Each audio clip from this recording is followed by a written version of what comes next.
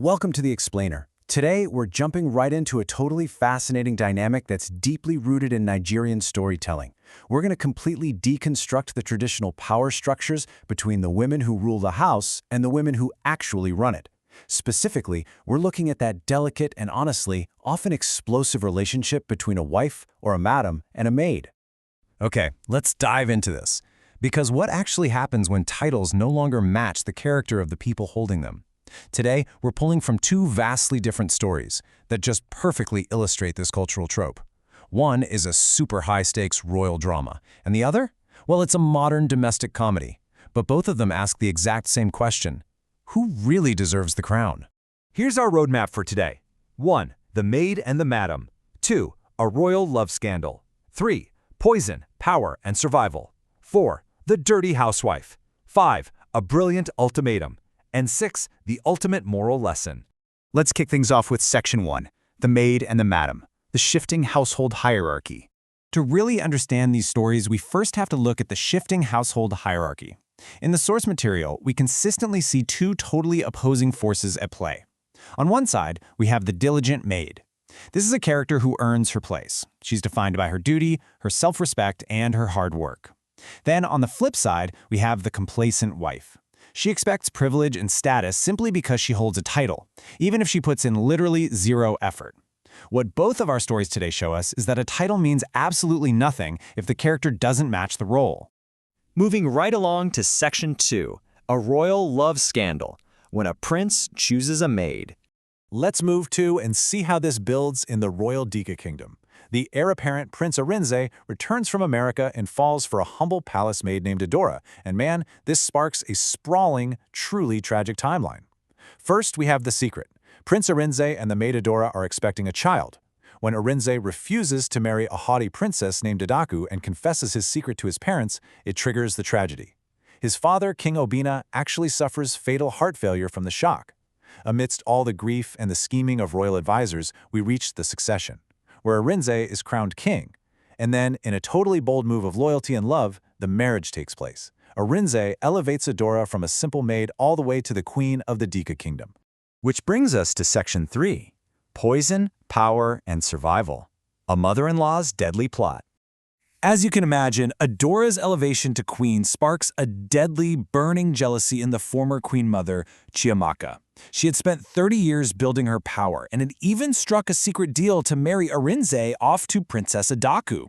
Watching a maid wear the crown of the Dika kingdom is something she simply cannot stomach. And the stakes? They literally multiply by 2 when doctors confirm Adora is secretly carrying twins, a boy and a girl. The arrival of a male heir would permanently secure Adora's place on the throne and totally erase any chance for the Queen Mother to replace her. This realization pushes the Queen Mother into enacting a cold, absolutely ruthless plan. Let's walk through how this calculated assassination attempt actually goes down. Step 1. The Queen Mother obtains a slow-acting poison, passing it off as a traditional pregnancy supplement. Step 2. She bribes a new maid, Ebere, instructing her to secretly lace Queen Adora's morning drink every single day. Step 3. When Adora inevitably collapses, the plan is to frame it as a natural pregnancy complication. But here is the incredible part. Adora is a fighter. She actually survives the poisoning, successfully delivers both healthy twins, and after the maid Ebere confesses, the guilty Queen Mother is banished from the palace for good. But just listen to the Queen Mother's response when confronted with her horrific actions. She says, "I carried that boy for 9 months. I built that palace. I will not apologize for protecting what was mine." That chilling quote perfectly captures the absolute dark side of entitlement. She genuinely believed her status gave her the right to destroy innocent lives without even a shred of remorse. All right, shifting gears entirely with Section 4, The Dirty Housewife, from royal drama to domestic comedy. Now hold on tight, because we're executing a deliberate, fast-paced tonal whiplash here. We're leaving the royal drama totally behind and transitioning to a modern, frankly hilarious domestic comedy. Meet Saimei. Saimei is a modern wife who acts like she holds a royal title, but she has completely abdicated all of her household duties just to sleep. Her domestic habits are legendary, but for all the wrong reasons. Her poor husband Kunle has to endure a wife who literally breaks in her underwear by wearing it for 2 weeks straight. No way, right? She keeps his toothbrush resting in a damp soap dish next to her shea butter. She operates laundry based on a highly questionable, distant, arm's-length smell test. And most baffling of the whole shebang, she flat out refuses to bathe. Now, what's really interesting about this is her reasoning. When Kunle begs her to take a bath, Seme confidently offers this absurd logic: if you bathe too much, you will fade. She actually claims water washes away her natural shine, and she's just protecting her glow. It is a completely unscientific excuse to avoid basic hygiene, and Kunle is just left standing there entirely speechless. This all builds to the ultimate breaking point, the roach flask incident. One rare day, Sime actually decides to pack Kunle a hot lunch of jollof rice for work. But she uses an old, unwashed flask from under the sink. At the office cafeteria, right in front of all his laughing coworkers, Kunle opens the flask to an aggressive smell, moldy fuzz, and a microscopic cockroach leg floating delicately on the rim. It is a spectacular, deeply humiliating office spectacle.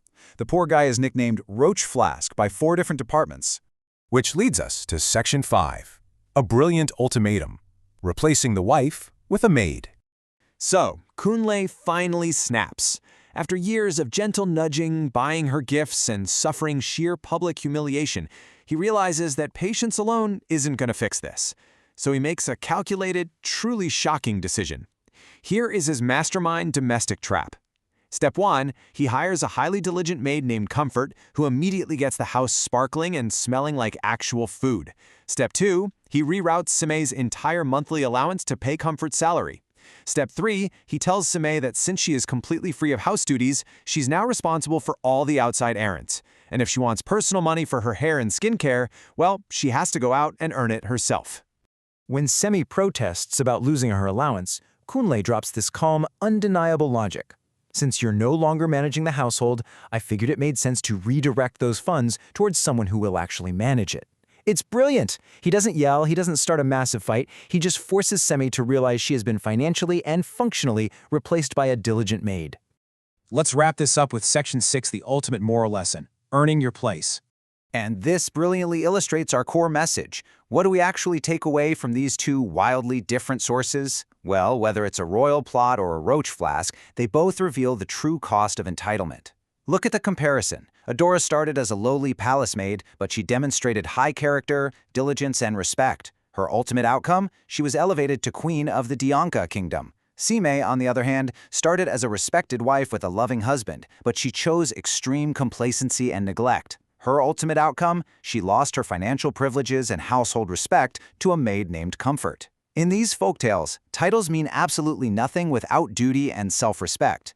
Which brings us to the end of our explainer with one final thought. Sime eventually had to rebuild her life and start her hairdressing business again just to survive, laughing that she was fading gradually one bath at a time. It forces all of us to ask ourselves, are you putting in the daily diligence to build your own kingdom, or are you letting entitlement cause you to just fade into the background of your own life? Thank you so much for joining me for this explainer. Keep learning, keep growing, and I'll catch you next time.